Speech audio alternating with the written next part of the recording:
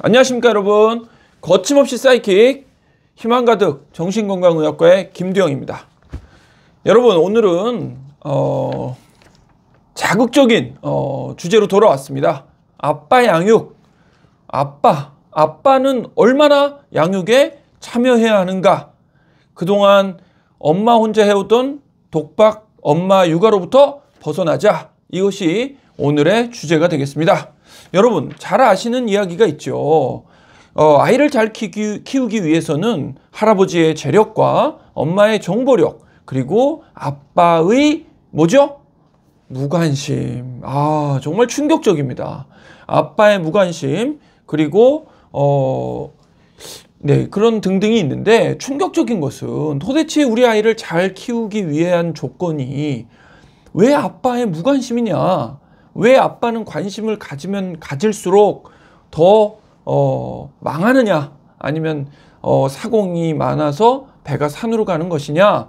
뭐 이런 얘기 이제 오늘 좀 나눠보고자 합니다. 흔히 그런 경우 있죠, 여러분.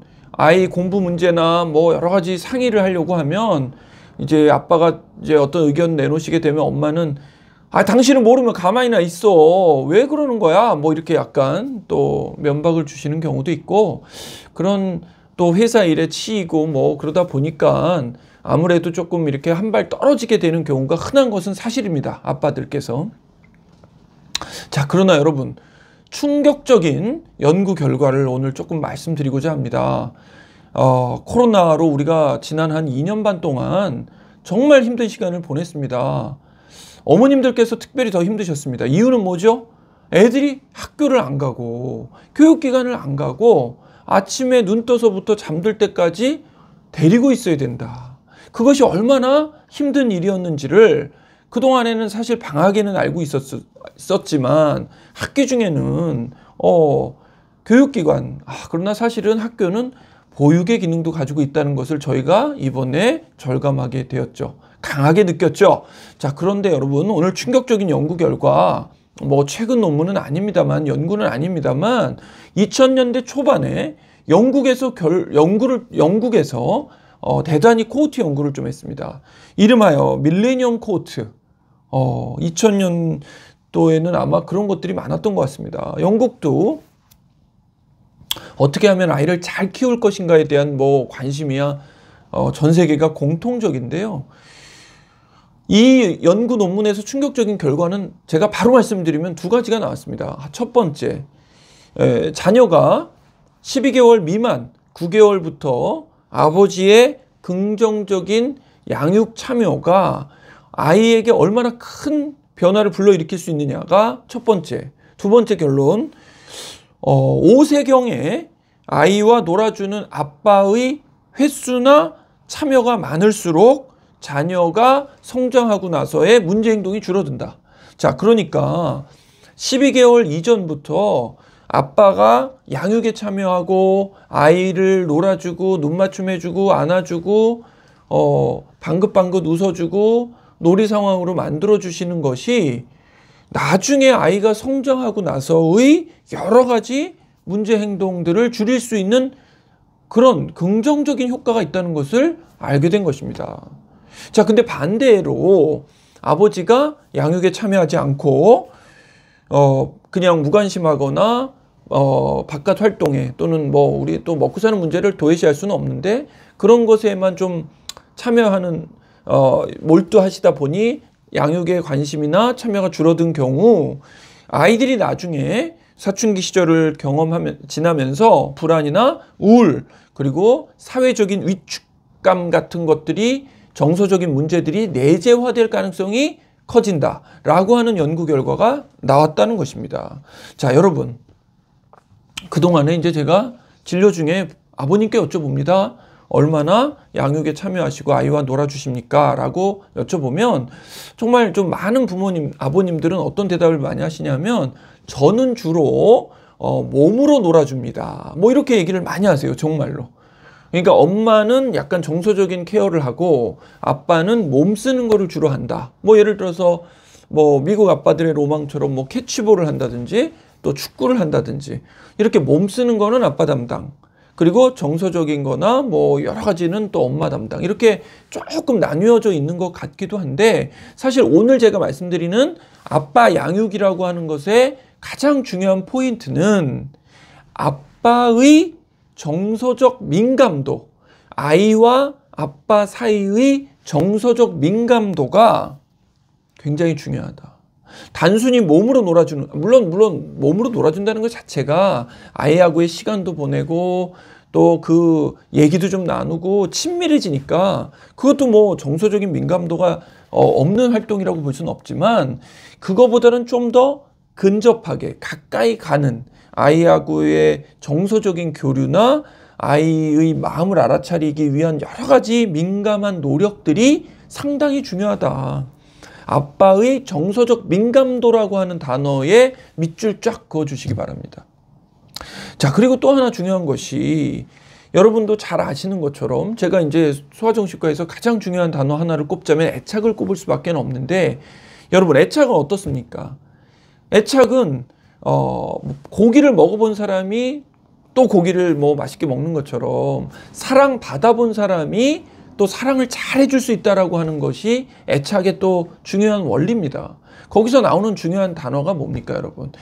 애착의 세대 간 전이라고 하는 용어를 또 기억해 주시기 바랍니다. 근데 이것은 조금 논란의 여지는 있습니다. 적용의 문제긴 합니다. 자, 무슨 말이냐? 과거에 내가 부모님과 맺었던 애착 유형이 내가 현재의 자녀하고의 관계 속에서도 일부 묻어날 수밖에 없다. 자, 그러면 우리가 이렇게 함정에 빠질 수도 있습니다. 아, 내가 어렸을 때 부모님과의 관계가 좋지 않았고 그렇게 사랑받지 못했던 것 같은데 그러면 내가 우리 아이에게도 제대로 좋은 부모님의 역할을 할 수 없는 게 아닌가라고 하는 이제 걱정이 드실 텐데 제가 아까 그래서 말씀드린 겁니다. 일단 알아차리신다면 나와 내 부모님과의 애착의 형태도 알아보시고 그 과정에서 내 감정도 알아보시고 그것이 나에게 남긴 영향도 인지하신다면 지금 관계 속에서 내 아이하고의 관계 속에서는 그것을 얼마든지 변화를 만들어내고 변형시키고 새롭게 적용해 보실 수 있는 여지가 늘어날 수 있다는 것을 반드시 기억해 주시기 바랍니다.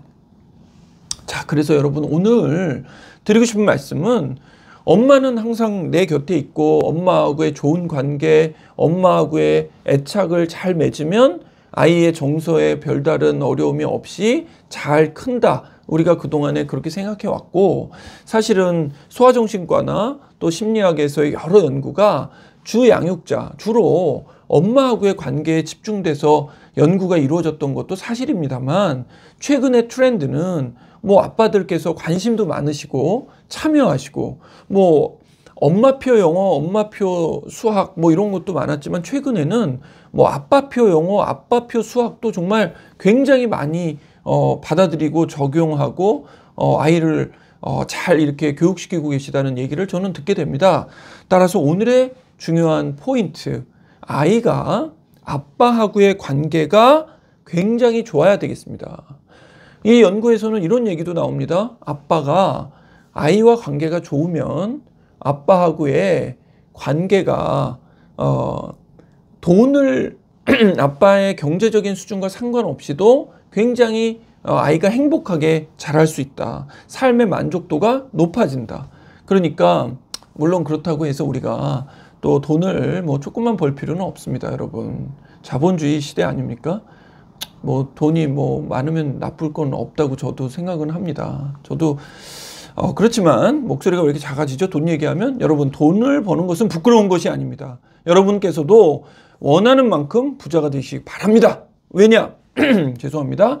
그 여러분의 원하시는 경제적인 안정감을 통해서 여러분의 삶도 행복하고 좋은 일도 많이 하시고 기부도 많이 하시고 또 우리의 기도 제목인 또 우리 소아 아이들의 발달 문제에 대한 연구를 위해서 우리가 기부도 꿈꿔볼 수 있다면 저는 정말 좋겠습니다.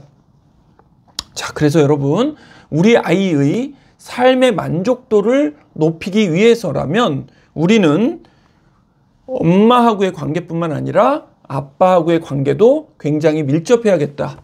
그리고 정서적인 민감도를 높여서 주셔야겠고, 육체적인 피지컬로 놀아주시는 것뿐만 아니라 정서적으로도 조금 더 가까이 다가가시기 바랍니다.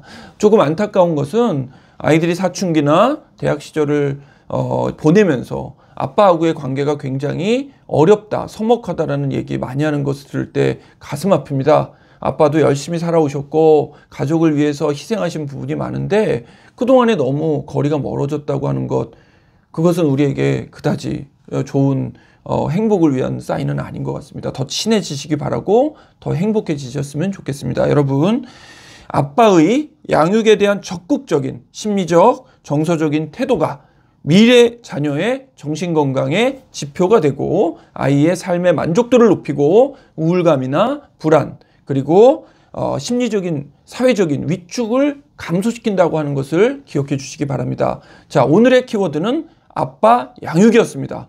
오늘 힘내시는 하루 되시고 대한민국의 그리고 전 세계의 모든 아빠들을 응원합니다. 엄마 응원은 매일 하고 있습니다. 화이팅입니다.